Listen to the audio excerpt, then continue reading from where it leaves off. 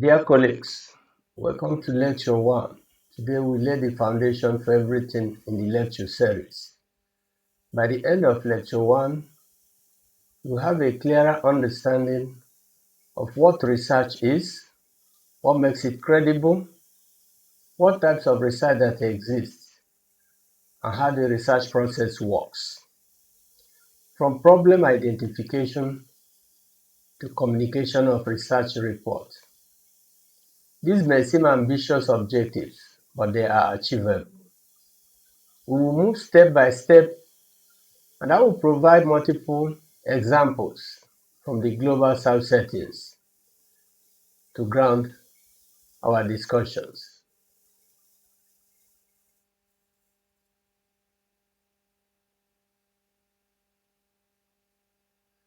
By the end of this lecture 1, we'll be able to specifically define research. By that, you will explain research in your own words. Identify the characteristics of credible research, meaning you will evaluate research credibility. You will distinguish the major types of research. That means you will choose the right type of research for your research question. You describe the step process from problem identification to publication of your research report. You recognize the iterative nature of research, which means you embrace the cycling back and forth characteristic of research. You will also identify typical research challenges in the global south context, and that will help you to plan for and overcome these challenges. You will apply a decision framework which helps you to choose appropriate research type, and you connect the research process to your thesis or dissertation structure, and which will help in mapping your research chapters in the research report. I want you to close your eyes and imagine a setting where the world exists without research. In such a world, no one ever tested vaccines and how they work. No one ever studies business strategies or policies and whether they are efficient or effective. No one will evaluate whether government programs and policies will make any difference. And no one will ask the generic question of, does this actually work? Such a world is a world without research. Therefore, without research, we will rely on tradition, meaning the perspective that we have always done it this way. We rely on story, on anecdotes, meaning my friend said it worked for them. We rely on authority, meaning the boss says so. And we rely on intuition, which deals with how we feel, and we feel it is right. Research is what takes us beyond guessing. Research is how humanity progresses and lives and adapts even. When I ask my students what research is, I typically get answers such as looking things up on Google or writing a paper. But research is so much more than that. Let's get a definition that will guide you and that will stick with you. Research can be defined as systematic, objective, and subjective conceptualization of a research problem and the consequent collection, analysis, interpretation, and reporting of the associated findings and their meanings to the relevant audience in the appropriate format to address the identified problem and, where possible, to solve the problem. The ingredients of research: systematic, controlled, empirical, critical, investigation of an idea or a proposition that is not data-based. Let's break some of these jargons or terms down, which we have associated with the definition of research in this lecture 1. Systematic means that research is organized. It follows a planned, orderly procedure. And in simple language means that research is not a random guesswork. There's a plan for it. If we say research is controlled, we mean that it eliminates sometimes outside influences that might confuse our research results. Again, in simple language, in research, we try to isolate what we are studying specifically. If we say research is empirical, we mean that research is based on observations and measurements of real-world issues of interest to us. Again, in plain language, we mean that research is not just speculation. We're looking for real data in research. If we say research is critical, mean that it questions assumptions and subjects our findings to scrutiny. In research, we challenge our own conclusions. If we say research is objective, we mean we should not have bias regarding what we have found via our research process. Remember, we also said that research is subjective, meaning we have to have inclination, we have to have attachment to the issue we are trying to investigate. We have to have a bearing towards the issue we are investigating or we are planning to investigate. To that extent, we say research is subjective.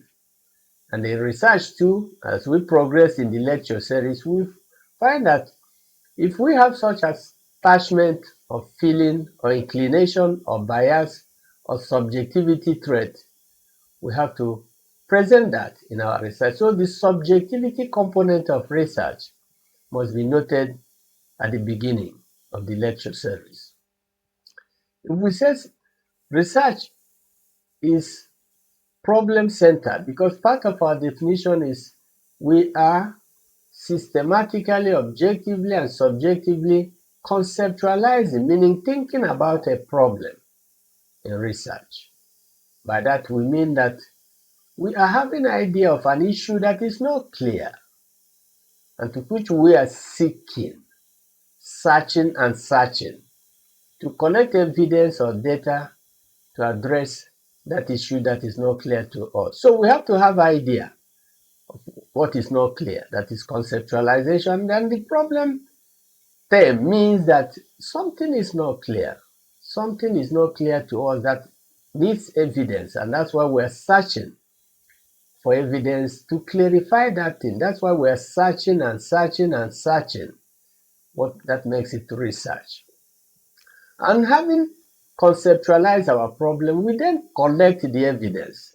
And that's why we said in the definition, collection.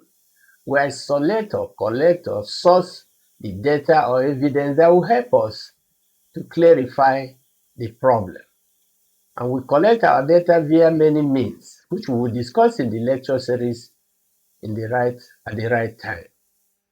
We also analyze what we have collected, break down the collected evidence using appropriate tools of analysis, and making sense, meaning interpreting what we have found, what we have collected, the evidence we have collected in the context of the problem that stimulated our researching and our own experience and what the body of knowledge, what we call literature, says. So we analyze and interpret and then communicate or report what we have collected, the sense or interpretation we have made of it in the context of our knowledge or experience or our context, and what the body or literature says.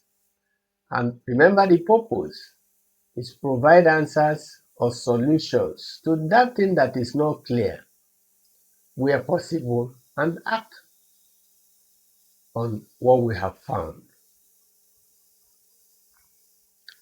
So to be sure, at this takeoff point, or in this lecture 1,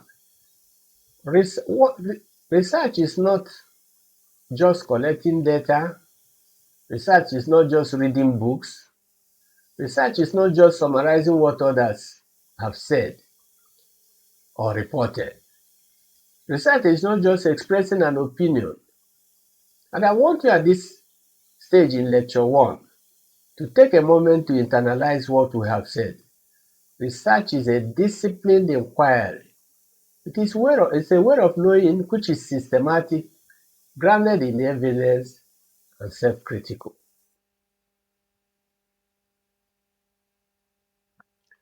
There are 3 major dimensions associated with research, perhaps among others. One is purpose, and this is concerned with the issue of why.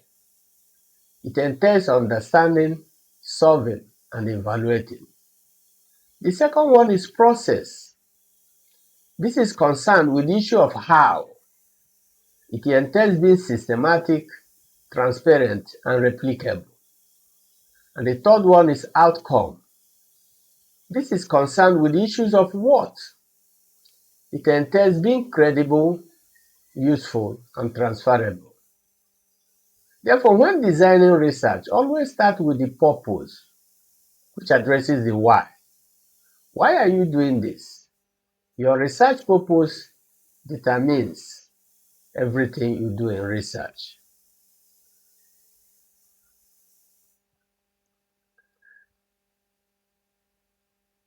I want to give these dimensions of purpose or research dimensions of purpose, process, and outcome. For purpose, the key question is, why are you doing this research? The process, as we have said, is how are you doing this research? And the outcome, as we have said, is what are you producing? An example of purpose is to understand barriers to mobile phone adoption among rural traders in a country in the global south. With regard to process, an example is via systematic survey of 500 traders using validated instrument, meaning the how. You want to address the purpose is to use systematic survey of 500 traders using validated research instrument. With regard to outcome,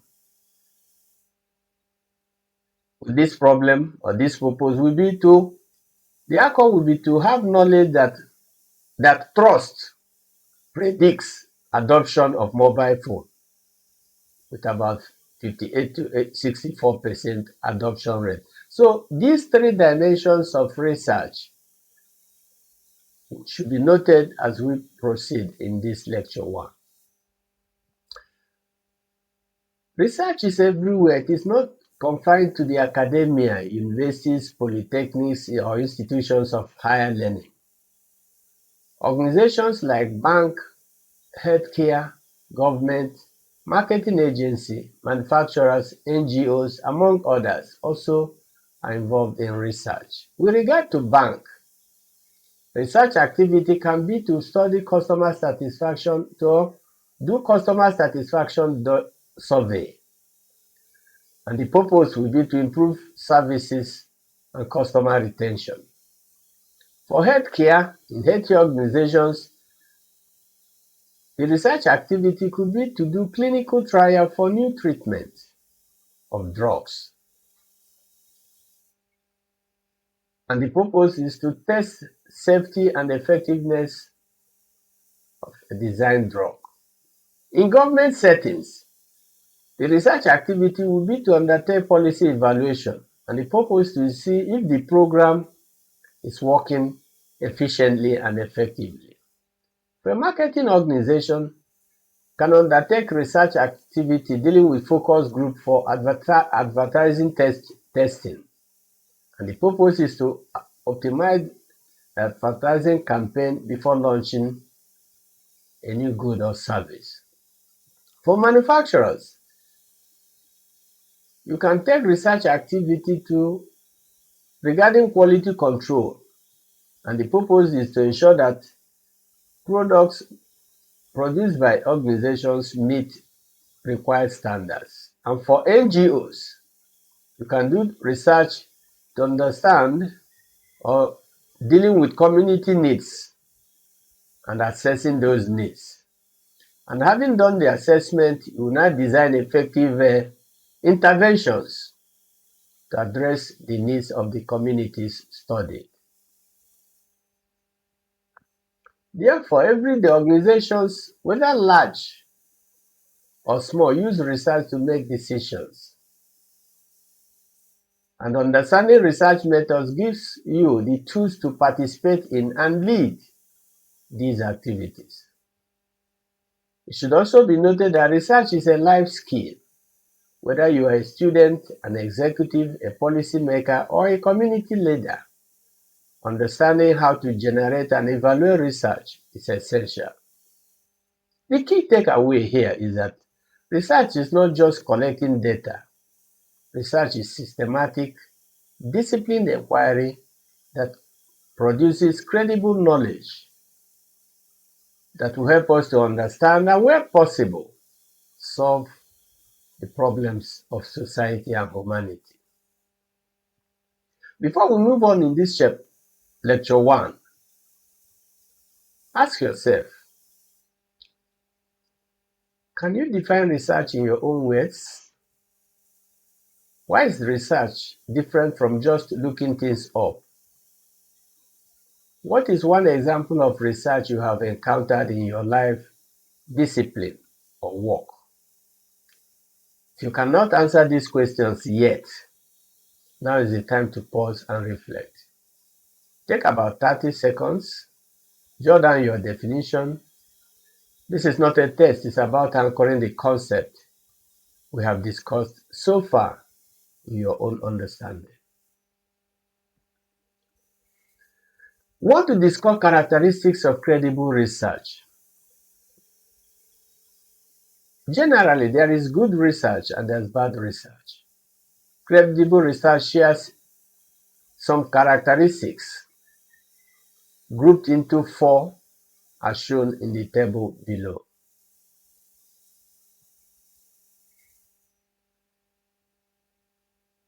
There are characteristics that we call foundation characteristics, and they include purposiveness, and rigor. And the question that purposiveness addresses is that, do we know what we are looking for? It's a major characteristic of research. The question that rigor, a subset of foundation, asks is that, are we doing it carefully and systematically? Another group that deals with characteristics of research is what we call quality control. And the major dimensions of characteristic in this group is testability and replicability. Testability as a characteristic of quality control asks the question, can this research be empirically tested? And the question replicability addresses is that, can others repeat this and get similar results? Another group associated with characteristics of research is what we call accuracy. And dimensions of accuracy include precision and confidence and objectivity. And the question precision and confidence will address is that, are we measuring accurately in this research? With regard to objectivity characteristic, we will ask the question, are conclusions evidence-based? The fourth group that is associated with our characteristic of credible research is impact. Impact has 2 dimensions, which are generalizability and parsimony. Generalizability asks the question, do findings apply beyond the sample or the setting or context of the research. And with regard to parsimony, we're interested in the question, are we using the simplest explanation in this research? We will now explore each of these characteristics in this with examples from every study. Let us look at the group we call foundation in research characteristics. Characteristic 1 tells us about purposiveness. This means that the researcher has a clear objective, you know what you're looking for and why you are looking for that in the study. Look at it like going for a journey. If you don't know where you're going to, any road will take you there, as they say. Purposiveness in research or purposive research starts with a clear destination, a well-defined research problem. Example, identify barriers to mobile money adoption among rural traders in northern Nigeria.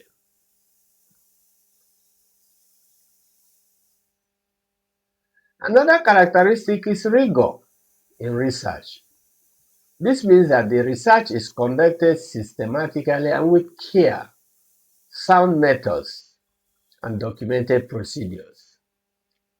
In a rigorous study or research, if someone wants to replicate your research or do the same thing you have done in your research, he or she could follow your steps and reach the same conclusion. Example, systematic survey administered to 500 respondents using a validated research instrument, not a convenient sample of 10 friends. It's an example of rigor in research. Purposiveness and rigor are the foundations of research. Without a clear purpose and careful execution, nothing else matters in research.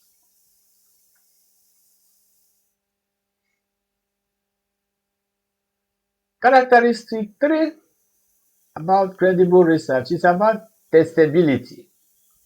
This means that the research can be empirically tested. This also means that you are not just making claims, you are putting the claims to test.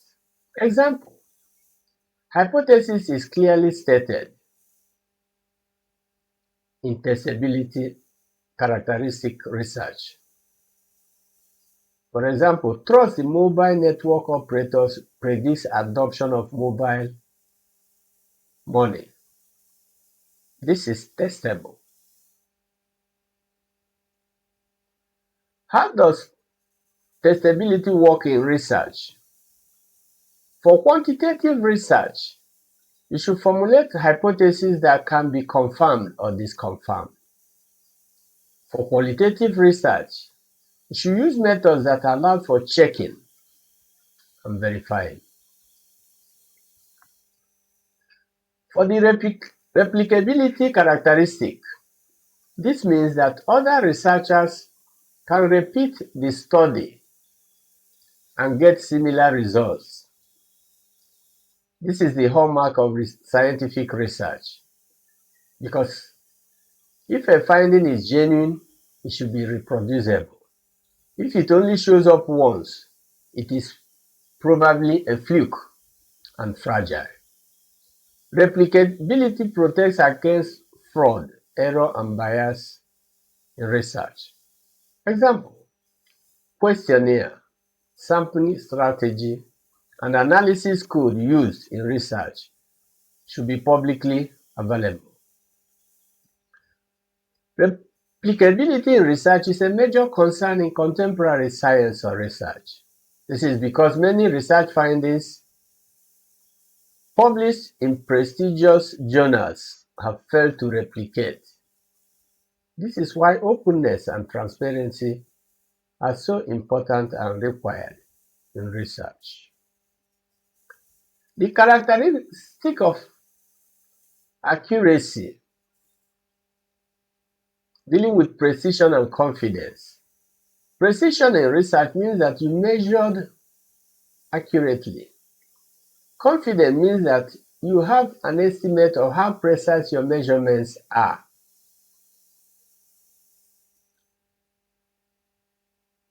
A poor characteristic is one that says most people are satisfied.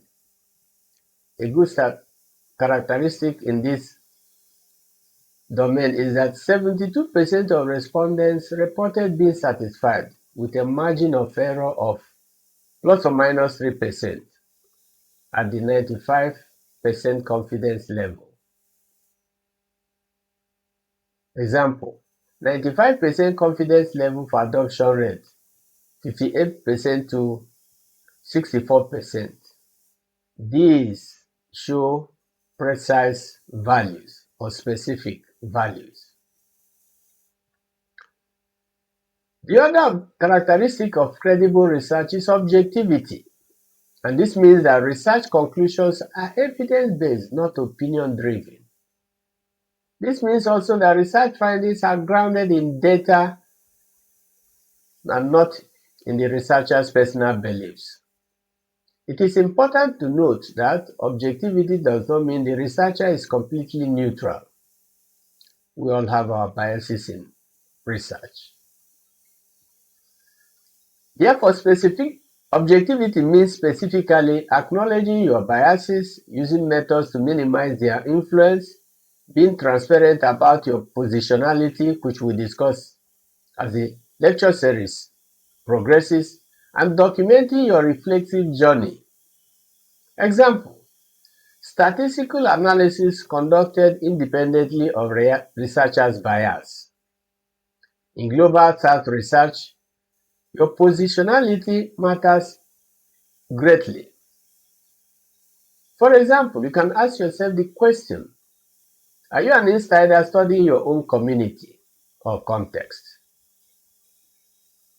You bring valuable knowledge and potential biases. In research, we advise that you acknowledge both.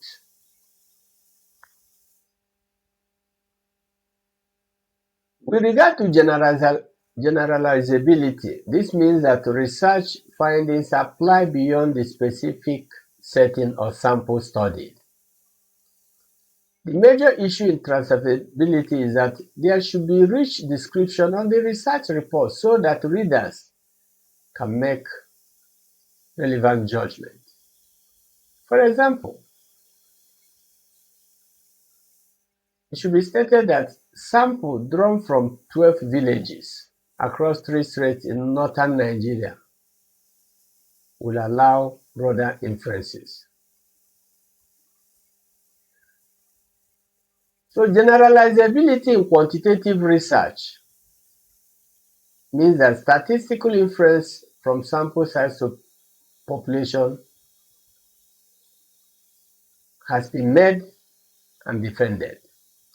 In qualitative research, transferability means that the reader judges whether the research findings apply to their context. To that extent, we are dealing with the characteristics of generalizability and transferability in credible research. With regard to the characteristic of parsimony, this means that the researcher is using the simplest explanation that fits the research data. As much as possible, avoid unnecessary complexity. Example, a regression model in research with 5 predictors or independent variables is more parsimonious than one with 20 predictors if the 5 predictor variable does just as well. Therefore, parsimony in research as a characteristic will help you to use simpler explanation or simplest explanations in your research. As Albert Einstein will tell us, everything should be made as simple as possible, but not simpler. Therefore, parsimony in research is about elegance. A simpler research model is easier to understand, communicate, and apply in practice.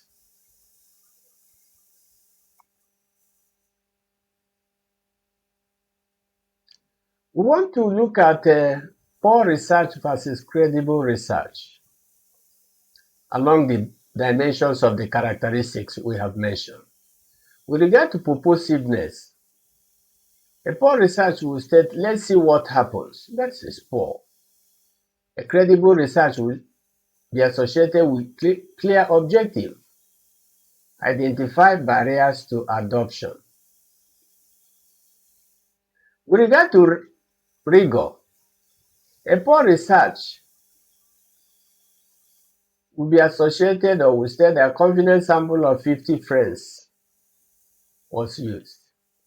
A credible research will indicate a systematic survey of 500 from 12 villages. With regard to testability, a poor research may state, I think trust matters. A credible research will state hypothesis that trust predicts adoption. With regard to replicability, poor research is associated with no documentation. A credible research will state methods and codes used publicly and make them available. With regard to precision, a poor research will state most people trust mobile money. A credible research will state that 72% trust was found in research with plus or minus 3% margin of error. With regard to objectivity, a poor research will say, I believe trust matters. A credible research will be associated with statistical analysis that is independent of bias. Regarding generalizability, a poor research will state that only 50 friends were surveyed. A credible research will say 12 villages across 3 states were used. With regard to parsimony, a poor research will say that 20 predictors were used in the model. A credible research will state that 5 key predictors or independent variables were used in the research. This comparison shows that credibility is a matter of choice, but researchers are judged substantially by the credibility of their research. The key takeaway here is that credible research is purposive, rigorous, testable, replicable, precise, objective, generalizable, and is associated with parsimony. Let's do a self-assessment here regarding characteristics of research. And this is a reflection exercise. I want you to think of a study you have read recently in your discipline. In that study, which of the 8 characteristics did the study demonstrate well? Which of the characteristics, in your opinion, were weaker or missing? Would you trust the research findings associated with that research? Why or why not?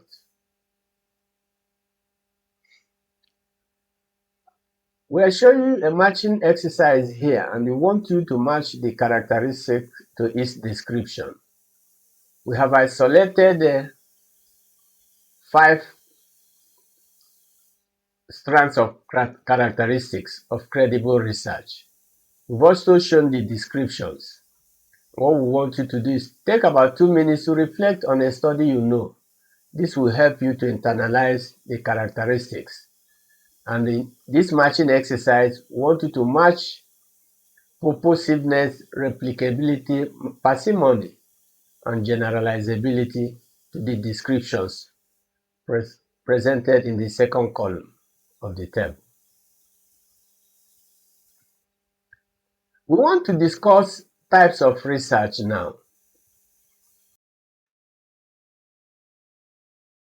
There are major types of research available to postgraduate students and organizational executives. And these types of research can be generally classified as basic research. And the purpose of basic research is to extend frontiers of knowledge. And the key question in basic research is, why does this happen? An example from the Global South can be that neurological foundations of trust in financial decision making. That kind of research on neurological foundations of trust in financial decision making is basic research. When do you use basic research? You use basic research for understanding fundamentals for their own sake. The second type of research is applied research, and the primary purpose is to solve problems, identify problems. A key question here is that how can we fix this problem? And in Global South example, you can say mobile reminders for maternal health appointments. If you are studying, mobile reminders for maternal health appointments. When do you use applied research? It is used for practical solutions or when practical solutions are needed to be addressed. The third broad category of type of research is exploratory. The primary purpose of exploratory research is to explore new areas. And the key question is, what is happening? And in the Global South, small and medium enterprises' perceptions of social media advertising may be explored in exploratory form. You use this exploratory type of research when for new and unexplored research issues, problems, or topics. The fourth type of research, broadly speaking, is called descriptive research. And descriptive research describes phenomena of research interest. Question of interest may be, what are the characteristics of something, an issue? For example, in the Global South, you may be interested in telemedicine adoption rates across a specific country, say Uganda, or Nigeria, or Ghana, or South Africa, or India, or Afghanistan. And you use this type of research when you want to map a situation. The fifth type of research is called explanatory research. And the purpose is to explain causality, cause and effect relationships. You may be interested in the research question, why does X cause Y? An example from the Global South could be microfinance and business growth, which causes which. You use this type of research when you're testing causal mechanisms, that's cause and effect relationships. The sixth type of research is called evaluative research. And the purpose is to assess programs. A major research question may be, did it work? In the Global South, you may be interested in conditional cash transfer program in Kenya or in Nigeria. When do we use this? We use it when we want to do program or policy assessment. It should be noted generally that most research projects combine many research types. For example, a research study or a study on microfinance might be exploratory in the first phase, that is, it's interested in understanding the local context. Descriptive, meaning it is documenting current usage, and explanatory, meaning testing cause and effect relationships. This is called sequential or mixed research design. We're looking at the continuum of exploratory and explanatory. Remember, In exploratory, we want to unveil something that is new. In explanatory, we are interested in why does a variable x cause another variable. We may also be interested in how does a variable x cause another variable y.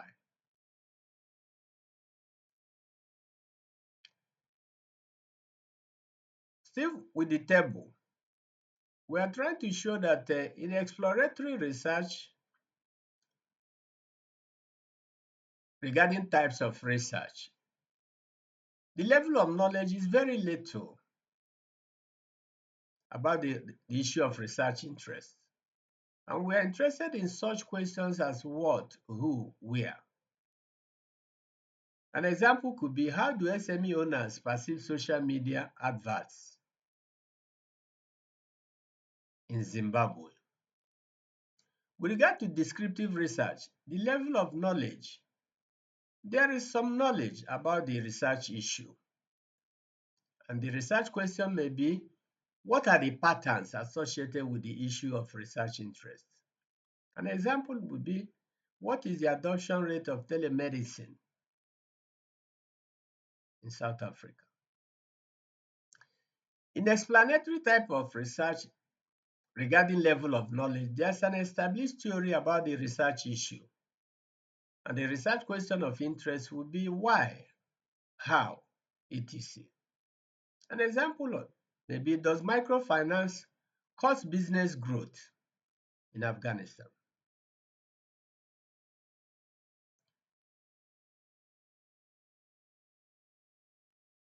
Regarding evaluative and explanatory research comparison, the core question in evaluative research is, did it work?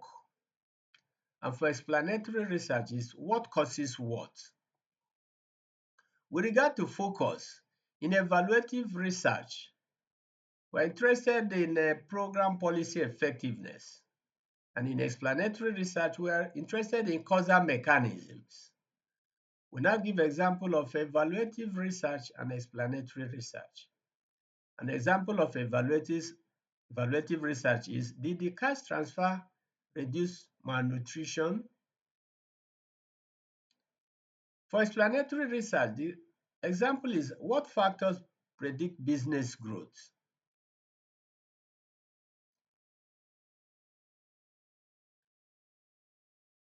It should be noted that in practice, a rigorous evaluation research often includes explanatory elements, meaning the researcher needs to explain why the program worked or didn't work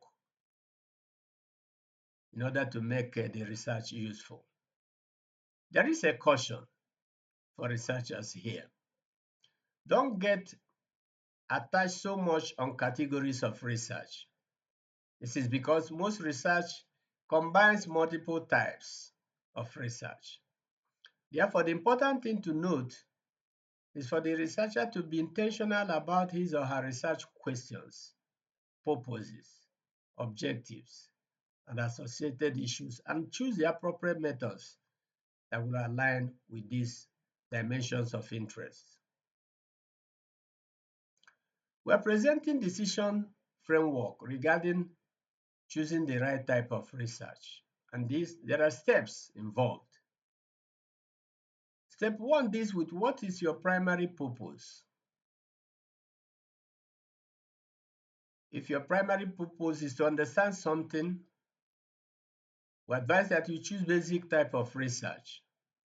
If it's to solve a practical problem, choose applied type of research. Step 2, what do you already know? If very little is known about the research issue or problem of interest to you, we advise you choose exploratory type of research. If there is some knowledge about the research issue or problem, we advise that you choose descriptive type of research. And if there is an established theory on this research issue or problem, we advise you choose explanatory type of research. Step 3, are you evaluating a specific program or policy? If the answer is yes, choose evaluative type of research. Step 4. Can you combine research types? If the answer is yes, use mixed sequential research design. A major takeaway here is that let your research purpose drive your research type, not the other way around. Start with your research question, then choose your research method. From experience, too often, researchers decide on a method first. I will use survey, for example, and then try to fit their research question to it. This is backwards approach and it's wrong. We want to pose a question here to test. What type of research would you use to study the impact of a new government policy on SME growth in your context or country? The options are exploratory, descriptive, evaluative, and basic. Our most chosen option is C, which is evaluative type of research. But it may also include explanatory research. If you're interested in establishing relationship or causal mechanism between new government policy and SME growth.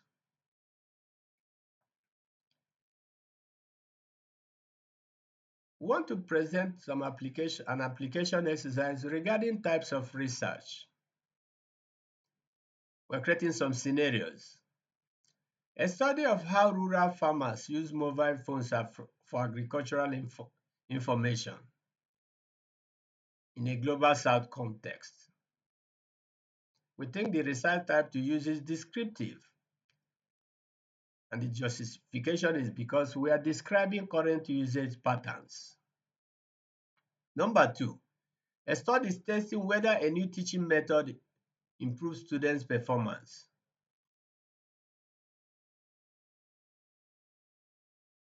We are suggesting explanatory or evaluative type of research because we are testing causal relationship. Scenario 3 is a study exploring how young Nigerians perceive cryptocurrency. We're suggesting explanatory type of research because it's about new or poorly understood topic.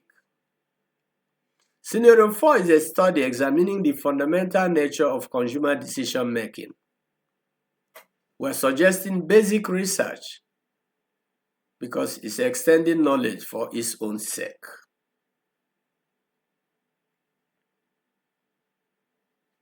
Generally, every research project follows these steps, though you may cycle back and forth many times.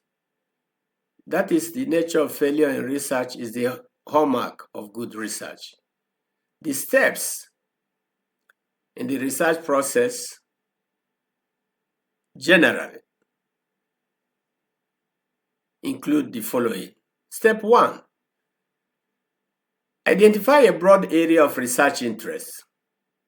And this will address the question, what topics excite you? What topics puzzle you? What issues are you passionate about?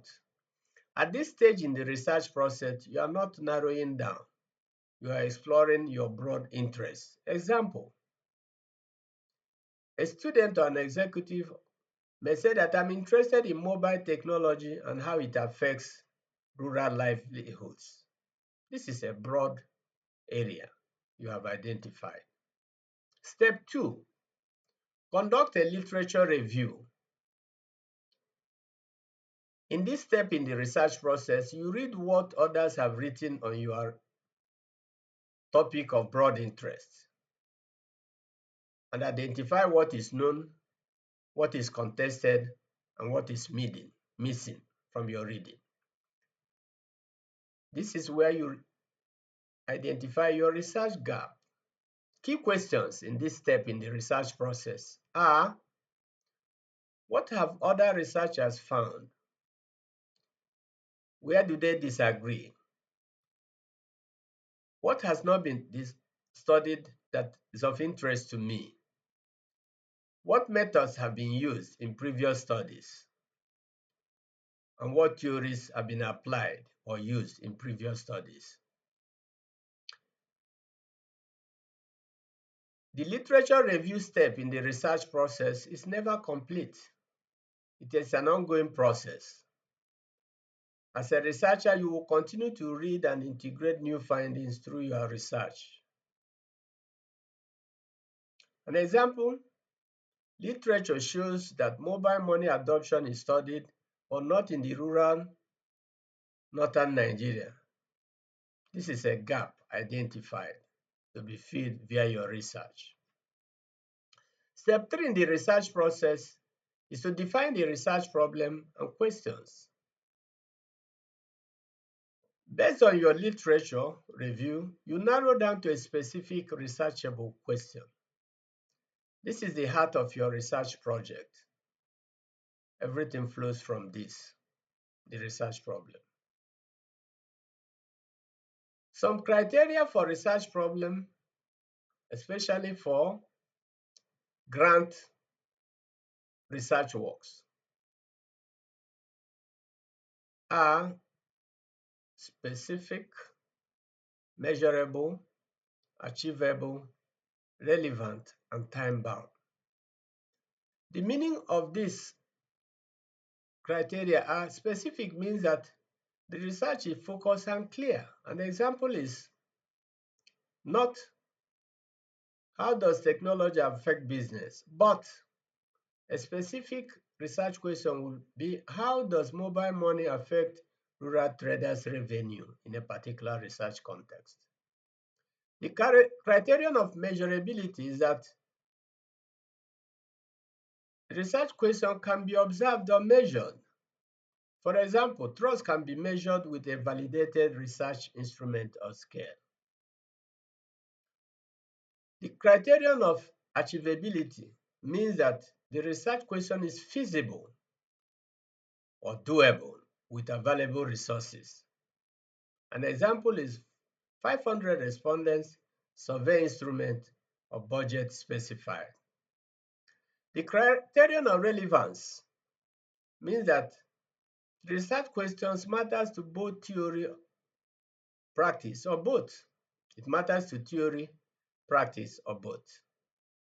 An example is that the research question addresses financial inclusion in rural Nigeria.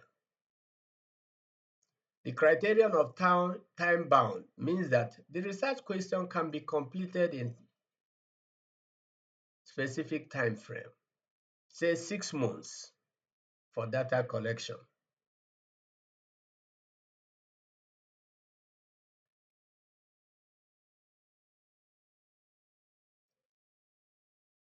A common issue or trap that we have experienced across postgraduate students and organizational executives is in many cases research problem is too broad or vague. The solution to this is to be narrow, as much as possible, be specific. A small well-defined research question answered well is better than a big, vague research question answered poorly. Therefore, at this point, regarding research question, we will advise that you write your research question on a piece of paper. If you cannot explain it to someone outside your discipline in one sentence, it needs some refinement. Before we leave research question and problem, it should be noted that research problems are stated in broad question form, while research questions are stated in specific form. Research questions address objectives or associated logically with research objectives, while research problem is associated with goal of research. The explanation for this, or the simple explanation from this is that Since research problem is broad and research goal is broad, and research questions are specific and research objectives are specific, the broad research problem should align logically and specifically with the research goal, while the research questions should align logically and specifically with the research objectives. This connection is important as we progress in the lecture series. Step 4, design the research method or methodology. Here you design what research paradigm to use, what research approach to use, what sampling, what measurement scales to use, etc.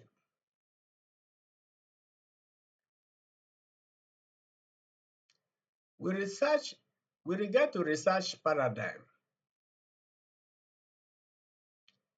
in relation to research methodology, there are options and considerations. Meaning, with regard to methodology to use in your research, in this process of research design methodology, there are decision areas, there are options, and there are considerations. With regard to research design, you have the options of a positivist research approach or paradigm, interpretist, and pragmatist. The consideration in this step is, what is your view of knowledge and reality? This aligns with your research paradigm of interest. With regard to research approach, it can be quantitative, qualitative, or a combination, what we call mixed research methods. And what you're interested in here is, what kind of data do you need? Regarding methods, the options are survey, focus group interviews, experimentation, observation. And you are interested in how will you collect the data. Regarding sampling, you have the options of probability sampling and non-probability sampling, generally speaking. There are specifics or dimensions associated with probability and non-probability sampling approaches or options. And your consideration of interest is that who will you study and how will you select them? We give an example here of research paradigm. It can be pragmatist research paradigm, and you are using what works. Your interest is in using what works. For research approach, you want to use quantitative approach of survey. With regard to research method, you are using structured questionnaire. In terms of sampling, you are using stratified random sampling across 12 villages. We want you to note that your research methodology is your research engine. It must be aligned with your research question. We will cover methodology in much details later. We also, at this stage, want to make some distinctions between research method and methodology. Some scholars have argued that methodology, just like sociology, technology, biology, anthropology, psychology, etc. In these words, you see ology. For example, biology, the ology there is the study of life.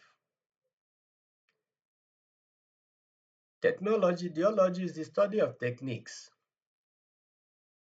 And in methodology, some scholars have reasoned that the ology means study of methods. And the study of methods in research should be distinct from the method used in research. So there may be the distinction between method of research and methodology of research.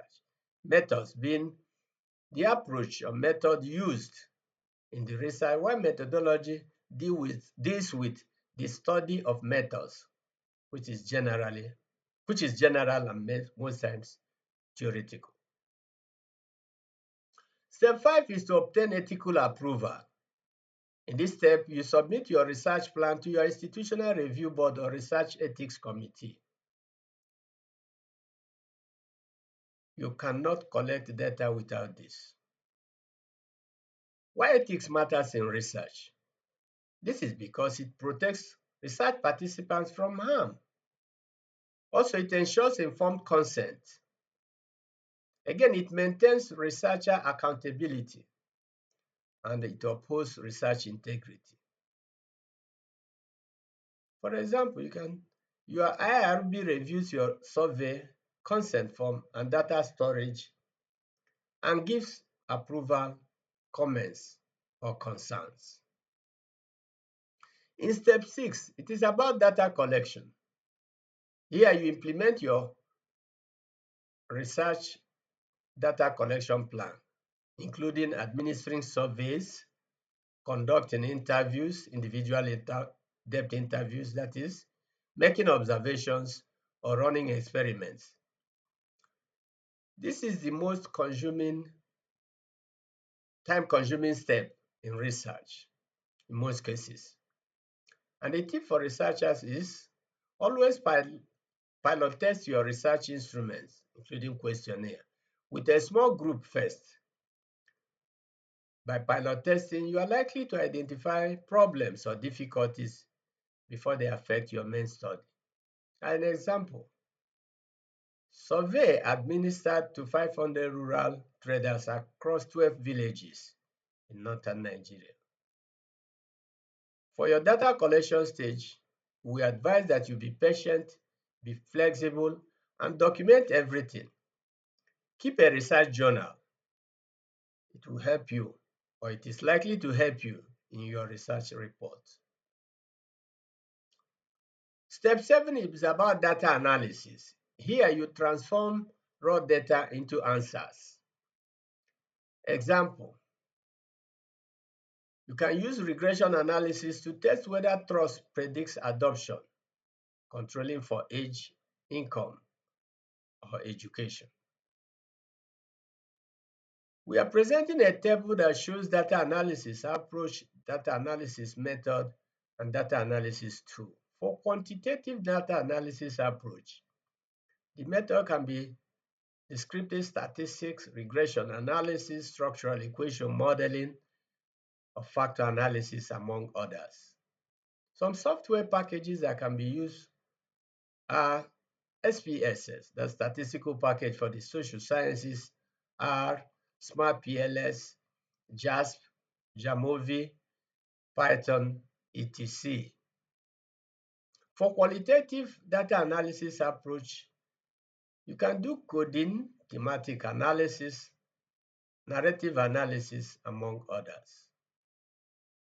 The data analysis tool that we can use include in vivo, Atlas TI, MassQDA, etc. For mixed method research, the data analysis will involve integration of both quantitative and qualitative approaches, and there are many multiple tools available, including R,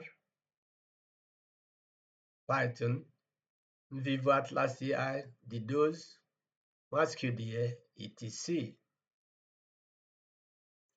In step 8 is to interpret and write research reports. Here you are focusing on what your results mean, how they relate to your research questions and to literature and to your experience.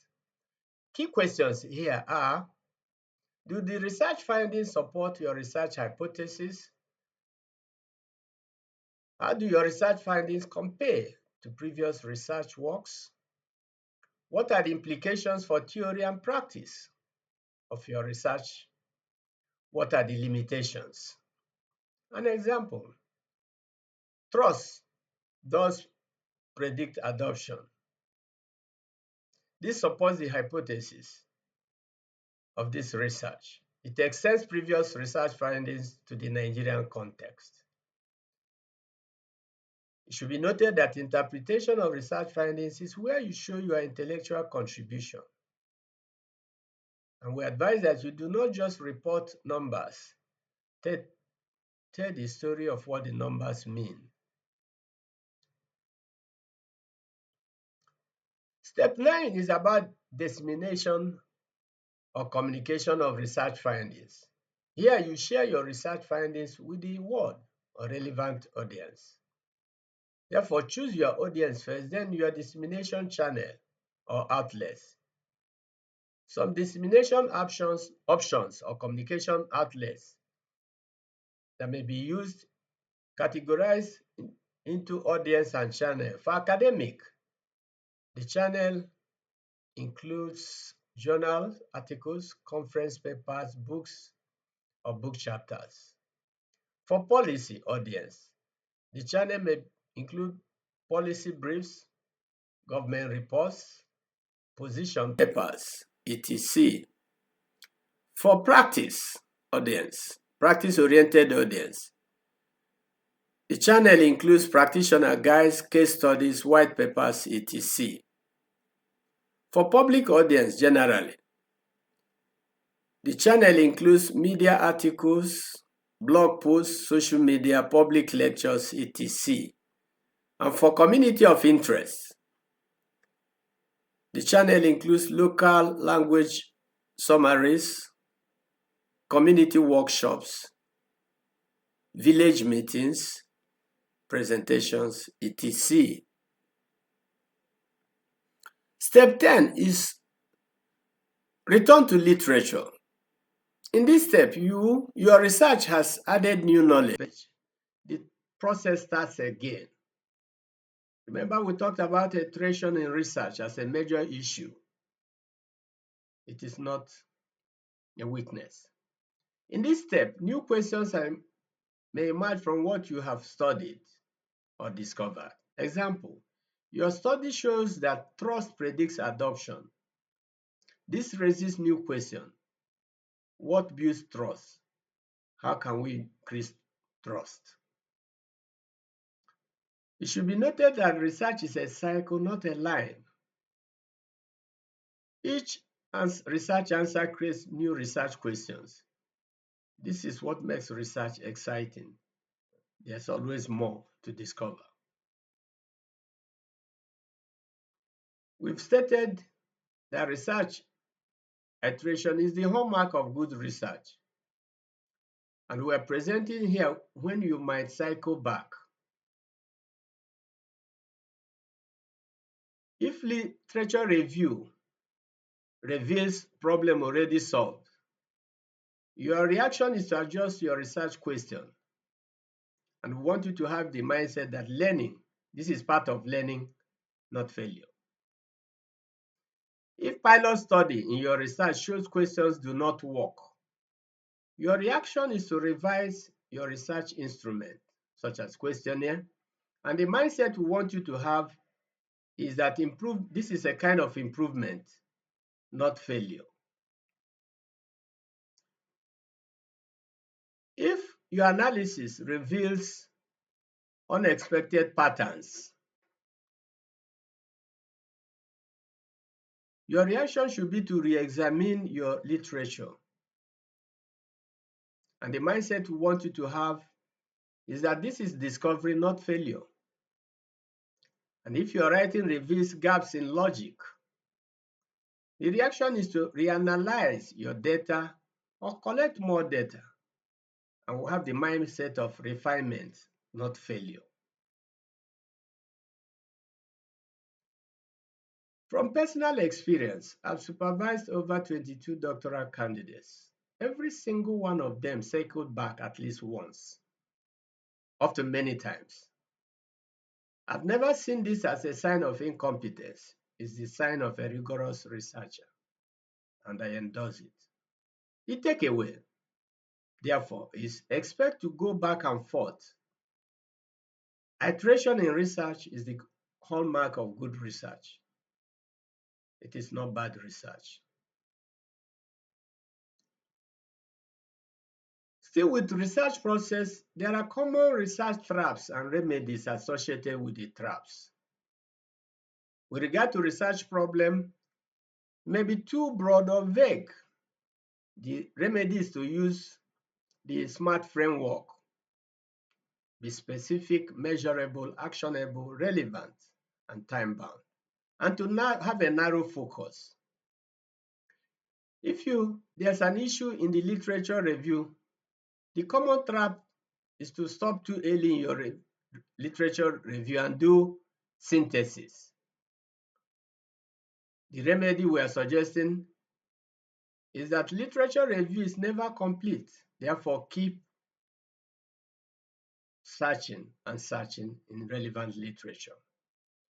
With regard to methodology, a common trap is to use research methods before research questions. The remedy we are recommending is let research questions drive your research methods. With regard to ethics, common trap is to treat ethics merely as an administrative hurdle. The remedy we are suggesting is that ethics is about research participants' protections among other serious things. So, undertake ethics review with your institutional review board or research ethics committee. With regard to data collection step in the research process, a common trap is to do data dredging, that is fishing for significance in the research results. We are recommending that you engage in pre-registration of your research analysis plan in addition to other relevant issues. With regard to report writing,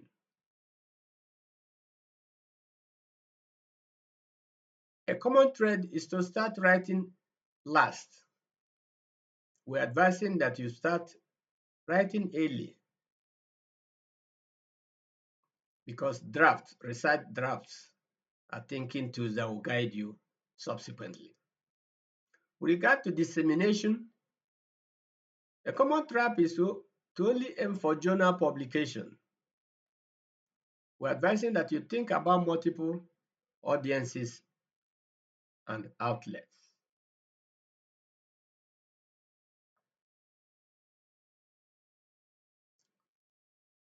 We want to discuss research process in relation to collaboration.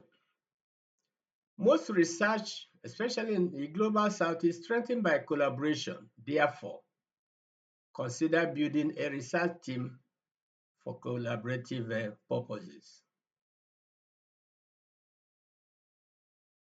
We discussed research role and associated contribution in this collaboration. The principal investigator provides overall leadership and accountability. For the methodologist, is involved in designing and data analysis or providing design and data analysis expertise. The subject matter expert contributes content knowledge and contextual insight. Community partner in the research provides local access and cultural bridge. The research assistant has the role of data collection and logistics. For the statistician and analyst, is involved in data analysis report support. For graduate students, PhD, MSc, and other postgraduate students, their contribution is in research capacity building, including training. Some of the benefits of research collaboration include shared workload, provision of diverse expertise, access to multiple research contexts, greater credibility associated with the research, and capacity building for junior researchers, including postgraduate students at the PhD and master's levels. It should be noted that good research is really a sole endeavor. The lone researcher model is unrealistic, especially in contemporary times. Therefore, build a research team, share credit, and produce better research. In short, engage in collaborative effort in your research. We want to discuss some global South research challenges, and this should be noted in the lecture series because they have implications for subsequent discussions in this lecture series. Some of the challenges in the Global South regarding research engagements include funding and resource gap. Statistics show that sub-Saharan Africa accounts for less than 1% of global research funding, despite having 15%, about 15% of world's population. What this means is that there's limited institutional budget, there are small grants for personal funding, there is high cost of research resources. Associated remedies for researchers in this context include exploring national funding bodies such as State Fund in Nigeria and NRF in South Africa, accessing international grants from Ford Foundation, IDRC, etc. Engaging in South-South collaboration and partnerships.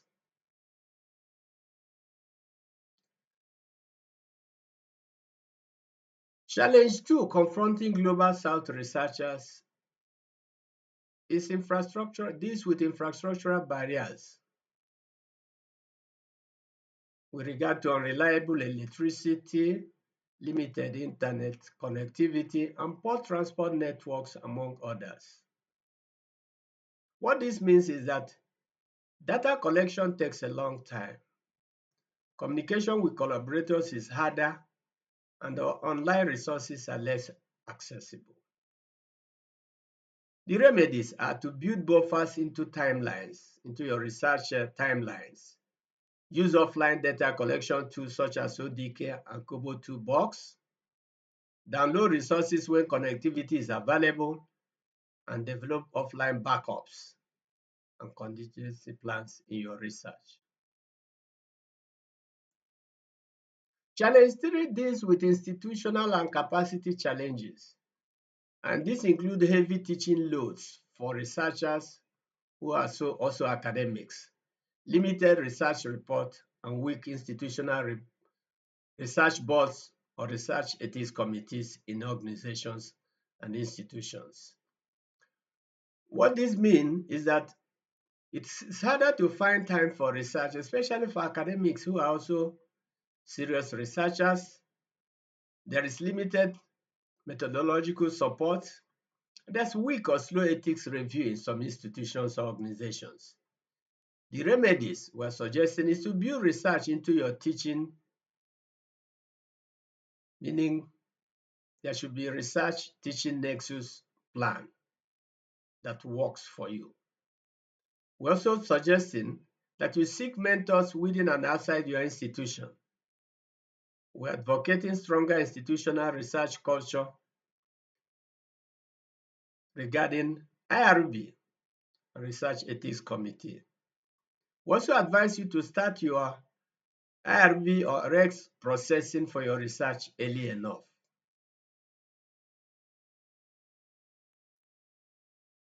There is also challenge 4, which deals with cultural and methodological challenges. This includes language barriers, community gatekeepers, and colonial legacies associated with the Global South research context. What this means for research is that there's need to adapt research methods to context. Global North methods are not universally applicable in the Global South, and trust relationships are essential. What remedies to address this challenge? These include using culturally and contextually appropriate research methods, involving community members in research design and engagements, and building trust through genuine engagement and respecting local protocols, norms, and values in your research. There's a mindset we want you to keep. Key mindset associated with challenges. Global South research challenges are not obstacles. There may be opportunities for methodological innovation in research. This is important. The challenges we face in research push us to be more creative, more adaptable, and more collaborative. This is a strength and not a weakness. With regard to research challenges in the global south and innovations to address them. The research, we have categorized research challenge, innovation opportunity, and example. With regard to the research challenge of infrastructural gaps, the innovative opportunity may involve developing offline data collection tools, and examples include using ODK, Kobo Toolbox for field surveys and data collection. With regard to resource constraint, the innovation opportunity may include using collaborative research models. An example is engaging in South-South partnership or collaboration and sharing data collection instruments, etc. With regard to cultural constraints, the innovation may be decolonizing research methodologies in the global south, and this may involve integrating indigenous knowledge systems associated with the global south. With regard to institutional weakness, the innovation opportunity may entail building research infrastructure. An example is strengthening institutional IRBs and research offices.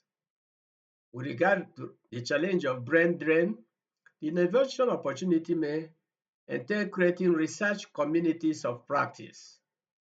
An example entails engaging in mentorship pipelines, local postgraduate training, etc. We present case study regarding research challenges and innovations. We present case study of Nigerian universities and contextualized research. Some Nigerian universities have increasingly emphasized contextualized research methods to address challenges such as unemployment and governance. A best practice in this vein is that postgraduate students in the social sciences are trained to adapt research instruments developed in the global north context, thereby ensuring that the research findings are both rigorous and contextually relevant. And the process involved entails translating and back translating research instruments, conducting focus group discussions or training, testing with community members, adapting response options to cultural norms and languages of understanding, and pilot testing research instruments before full administration. This is not about rejecting global north research methods. It is about adapting them intelligently. The best research, it should be noted, is both globally rigorous and locally relevant.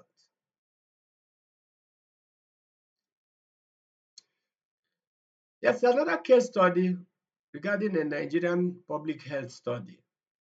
The challenge, the impact, and the solutions are presented in the table shown.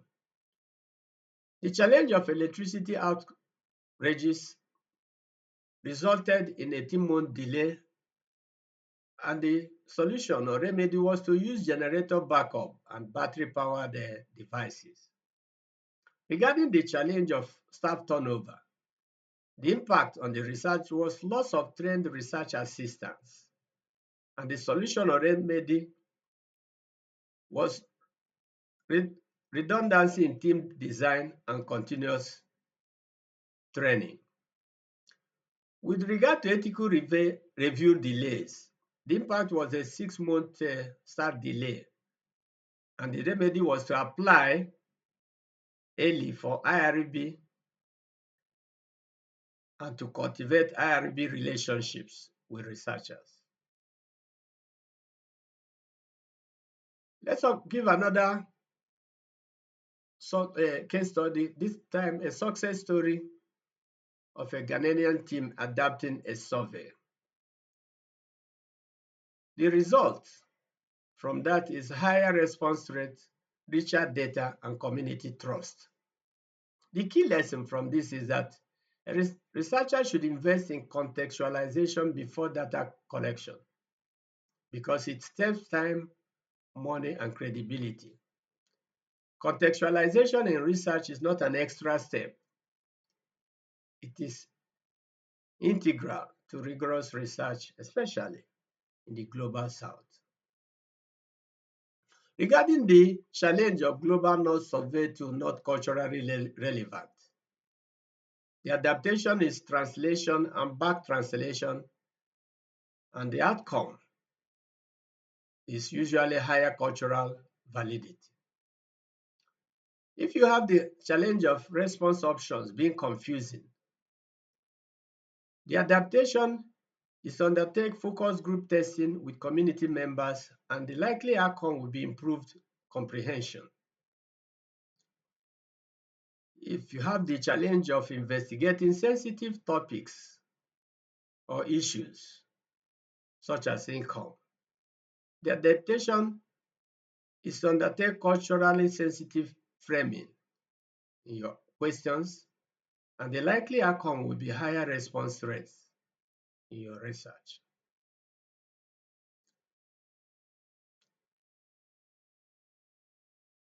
We want to present issues relating to ethical considerations in the Global South research. And the table you are seeing shows the research ethics principle, conventional approach, and Global South contextual adaptation. With regard to informed consent, the conventional approach is to use written consent forms. But the adaptation in Global South context is to use community consent protocols, oral consent processes, and community advisory boards. With regard to the ethics principle of benefit sharing, the conventional approach is to treat it like an afterthought. The Global South contextual adaptation is to engage early in ongoing work, ensuring research benefits the community.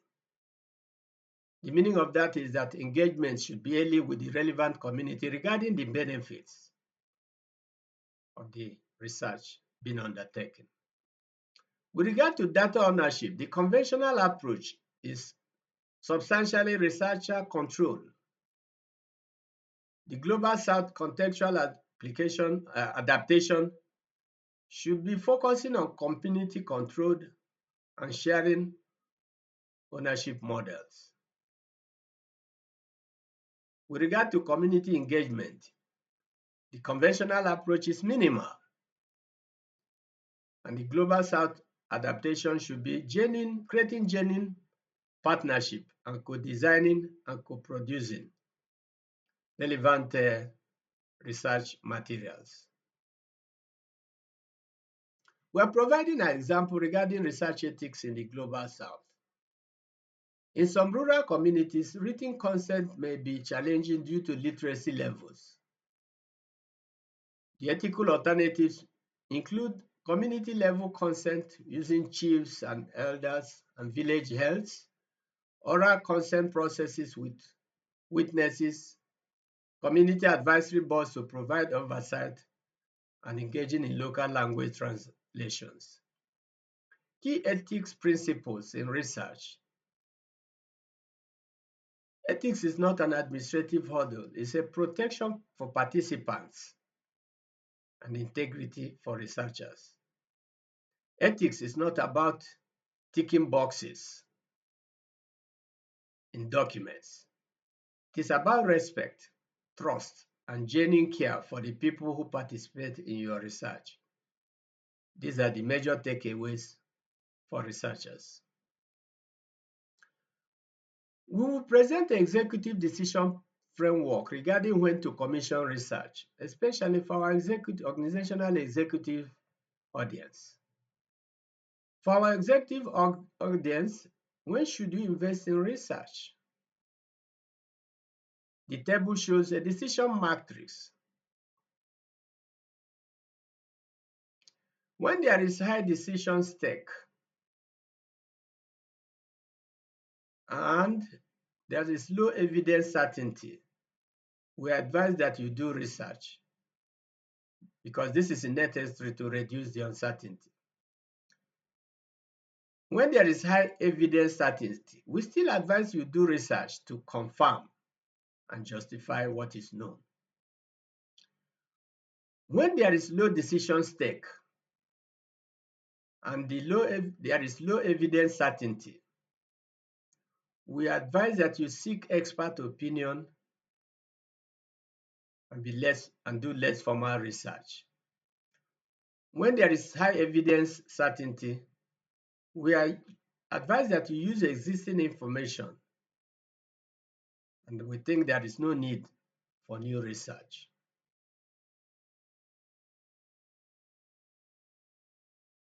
For our executive audience still,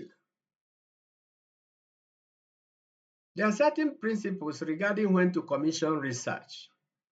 It should be generally known that research is not a magic bullet. It is a decision support. The researcher's job is to reduce uncertainty, not to eliminate it. When you commission research as an organizational executive, you are buying better information to support your decision to reduce the uncertainty associated with your decision. However, this is not a guarantee of certainty. Therefore, there are certain triggers as shown in the table and some examples. As we have discussed previously, when the decision stakes are high, such as a new product, launch, large investment, or policy shifts, you will commission research.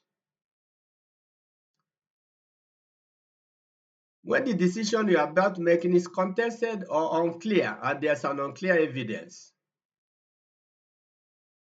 An example is conflicting reports on market trends. We advise that you commission research.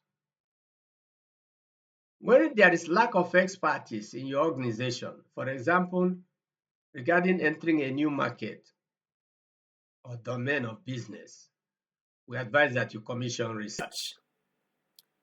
When there is need to justify decision to stakeholders in your organization, for example, board approval is needed, donor accountability is required, and public transparency is important, we advise that you commission research. For our executive audience, before you commission research in your organization, ask yourself the following questions.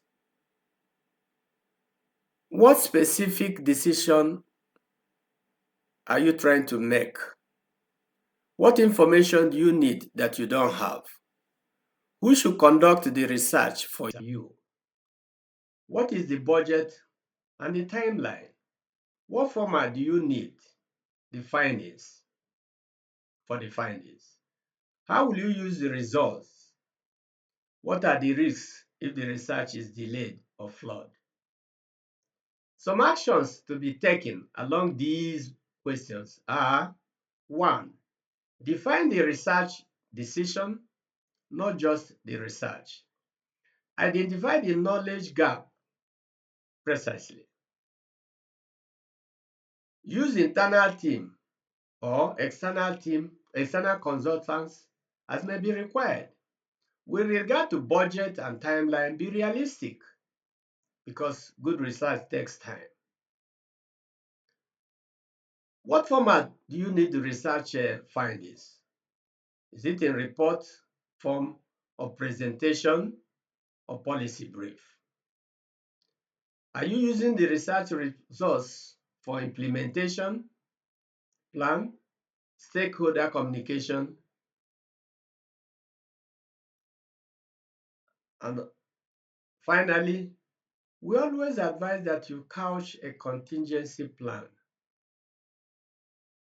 regarding risks delay associated with your research. The executive takeaway regarding commission research is for our executive to note that a well-defined research question saves about 70% of the cost of a poorly defined one. Therefore, invest in the research definition, problem definition phase because it pays dividends in the implementation phase and other stages in the research process. How to tell good research from bad one?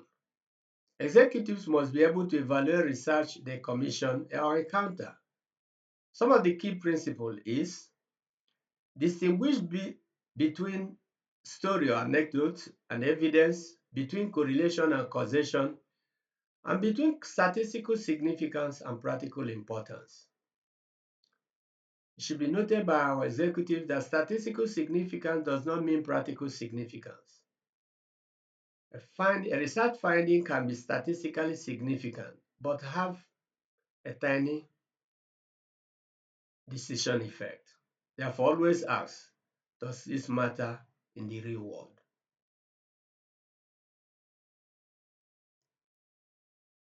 Some relevant questions to ask include, in evaluating the quality of research, include, was the methodology appropriate? And what to look for? The associated thing to look for is that, does the method match the question? The second one is, was the sample representative? This means, can findings be generalized? The third question is, were the measures validated? And what to look for to address is that, are the research questions tested and reliable? The fourth one is that, are conclusions supported by the research data? The associated question is, do research claims match the evidence? The fifth one, were limitations acknowledged? The associated question is there transparency about the weaknesses associated with the research? The sixth question is, was the research conducted independently? The associated question to address is there conflict of interest in the research? The seventh one is there transparency about funding in the research? The associated question is that, who paid for the research? These questions are important. For postgraduate students, your thesis or dissertation documents your research process. And the key principle to note is this: your thesis dissertation is your research process documented. If you follow the research process, the structure generally follows naturally regarding your thesis or dissertation. Therefore, we advise that you do not wait until the end to start writing.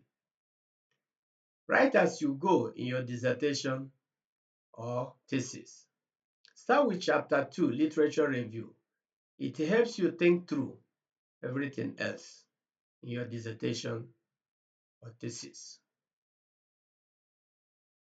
We have presented here a mapping of the research process to your dissertation or thesis. We presented in the table research step, thesis chapter, and key content. With regard to research problem, the chapter is chapter 1, and issues of interest here will be research problem, problem statement, research questions, hypothesis, objectives, significance, scope, etc. With regard to literature review, the thesis chapter or dissertation chapter is literature review chapter. And the key content will include theoretical framework, conceptual review, empirical review, gap identification, and major themes in the relevant literature review. With regard to questions, hypotheses, this will be in your chapter 1. And for some institutions, you see that in chapter 2. And this will include research questions and hypotheses presented in appropriate format logically. With regard to method or methodology, This is your chapter 3, or this should appear in your chapter 3, which is called research method or research methodology. And they will present paradigm use, research design, population sample, data collection, data analysis, ethics, how ethics issues were handled, etc. Regarding data analysis, this is your chapter 4 in some organizations or in some institutions. And you present your findings in appropriate formats and brief comments on them. That will be the key contents of that chapter.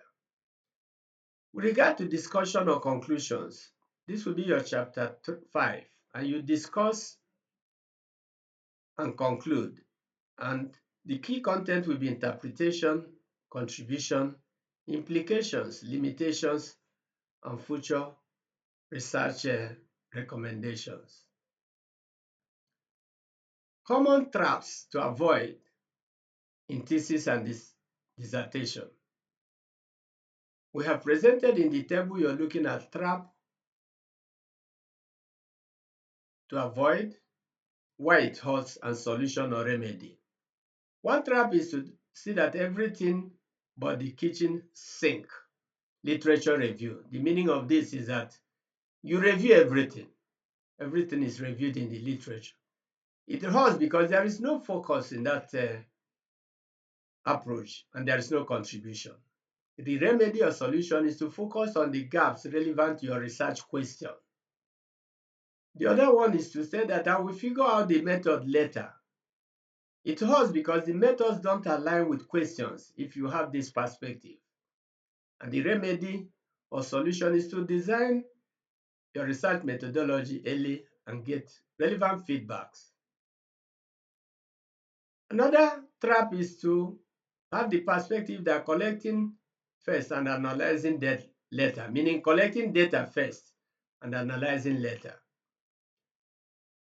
It hurts because it may lead to collecting wrong data. And the thesis, or rather the remedy here, is to do pilot testing and analyze in stages. Another trap is to engage in last-minute panic writing. It hurts because it is rushed and it leads to poor quality.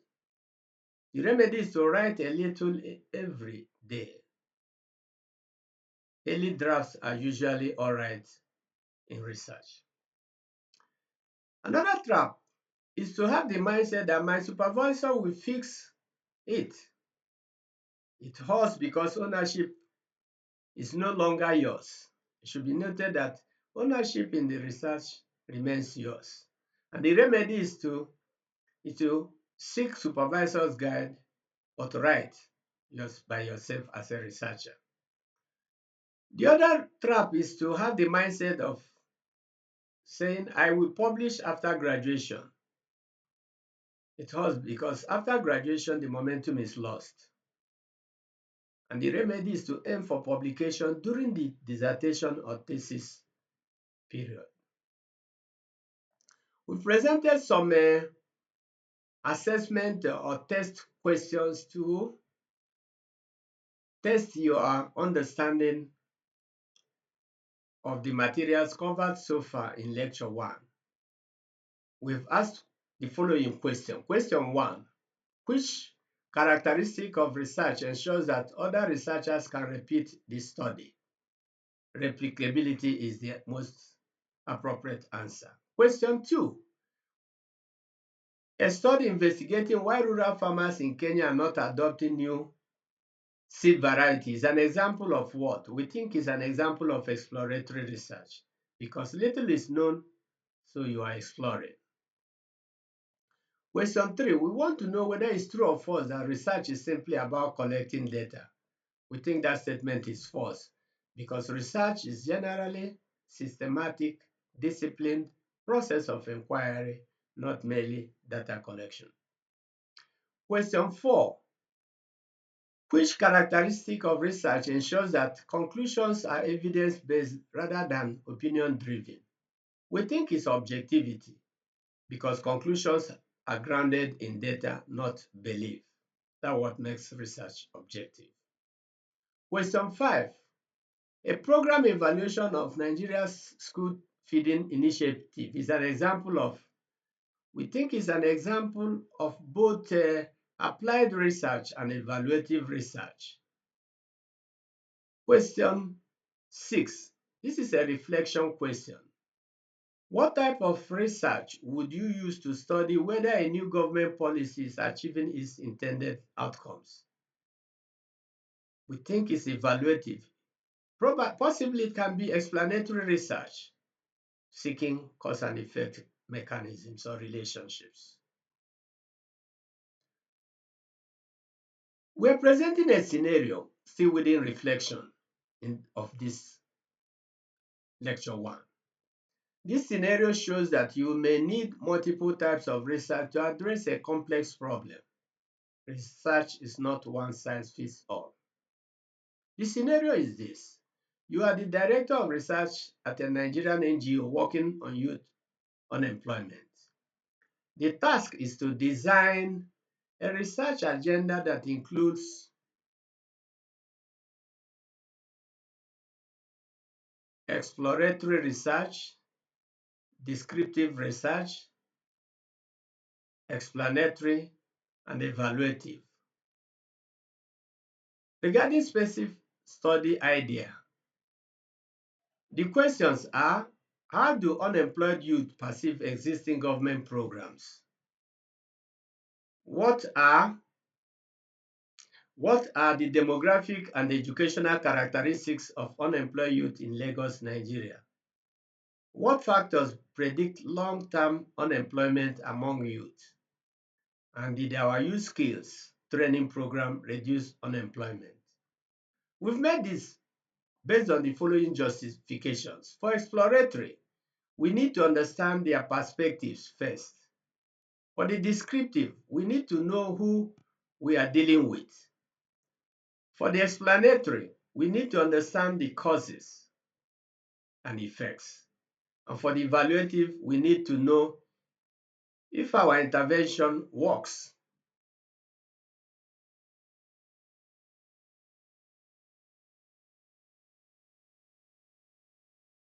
We are presenting skill builder exercise, which is like a take-home task. Part A, your research definition. Use your own words. Include the key elements: systematic, empirical, critical.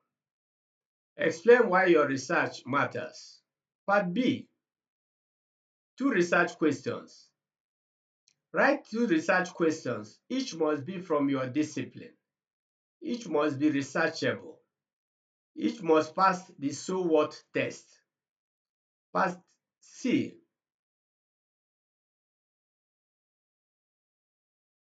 write research type classification. For each question, identify the type or types. Justify your classification. Explain the practical implications. Example question: how does social media marketing affect small and medium enterprises sales in Lagos, Nigeria? Type: explanatory. This is explanatory research because it tests causal relationship, but also applied because it addresses practical problem. Study design. Mixed methods, quantitative, qualitative research design. You are required to complete this task individually. Then in the next session, we will discuss your answers in small groups. Required next steps. Complete your task individually. Peer or combine with a colleague from another discipline or context. Explain your research question to each other. Provide feedback with regard to: is the question clear? Is it researchable? Does it matter? So what? Revise your answers based on the feedback from your colleagues. Why peer feedback matters in research? This is because you as a researcher notice things others miss. You come from different disciplines and therefore bring different perspectives to research issues. You build your feedback models, which is essential for academic life, even for executive decision making. Your different work will improve quality of research. It should be noted that the best researchers are good in giving and receiving feedback. This is a skill you will use throughout your career, whether in the academia, industry, or government. We are now providing summary of lecture 1. Lecture 1 talked about definition of research, and we said that research is systematic, controlled, empirical, and critical investigation of hypothetical propositions. We also said that research is a systematic, objective, subjective conceptualization of a research problem and the consequent collection, analysis, interpretation, and reporting of data and information to address the research problem and or solve it. We also provided 8 characteristics of credible research, which are generally grouped into foundation, quality control, accuracy, and impact. Foundation comprises purposiveness and rigor. Quality control comprises testability and replicability. Accuracy comprises precision and confidence and objectivity.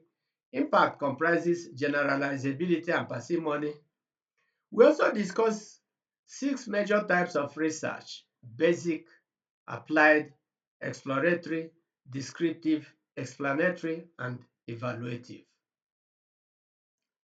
We also presented this 10-step research process comprising identifying literature review, defining problem, designing research methodology, ethics issues, collecting data, analyzing data, interpreting data, disseminating results, and returning to literature review, which deals with the iterative nature of research.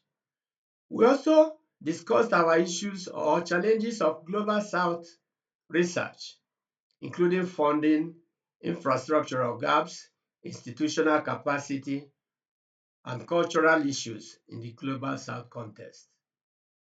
We saw challenges in the Global South research as opportunities for innovation. We presented the executive application in the context of research as decision reports, support, and how to commission research. We also connected our discussions in lecture 1